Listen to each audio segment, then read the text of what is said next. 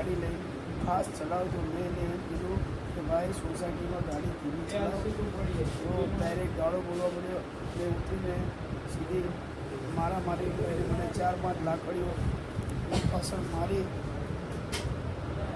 ઉપર. તેમ છતાં મારી પર કેસ કર્યો અને રાતે મને પોલીસ સ્ટેશનમાં લઈ ગઈ. ત્યાં પણ મને એને ધાક ધમકી આપી અને આજે સવારમાં મને બહુ દુખાવો થતો હતો.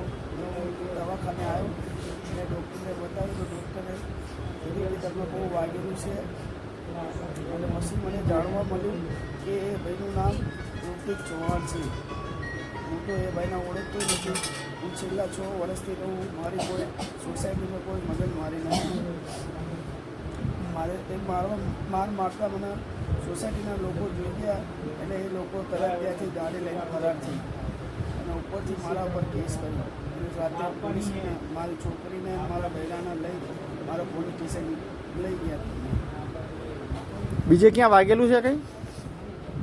અહીંયા પગમાં અહીંયા વાગેલું છે. ડૉક્ટર સાહેબે કીધું કે ફ્રેક્ચર હશે તો ફોટો પાડવો પડશે. અને અહીંયા જાંઘમાં 4-5 લાકડીઓ અહીંયા મારેલી છે. બસ મારે વિનંતી છે કે જે પણ સાહેબને નમ્ર વિનંતી કે જે કરે એ સારું કરે મારા માટે, કારણ કે મારી જાનનો જોખમ છે. હવે મેં કર્યું છે તો મારે કરવું જ પડશે, કારણ કે હું નોકરી કરું છું અને મારા બૈરા છોકરા બી ઘરે એકલા રહે છે અને મારી છોકરી જેવી સામે ભણે છે. પોલીસને ફરિયાદ આપી તમે?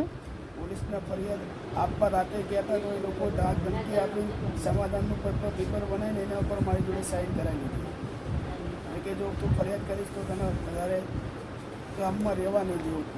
અને હું ઉમરખાનનો વતની છું અને અહીંયા વિરમ ગામમાં ભાડે રહું છું.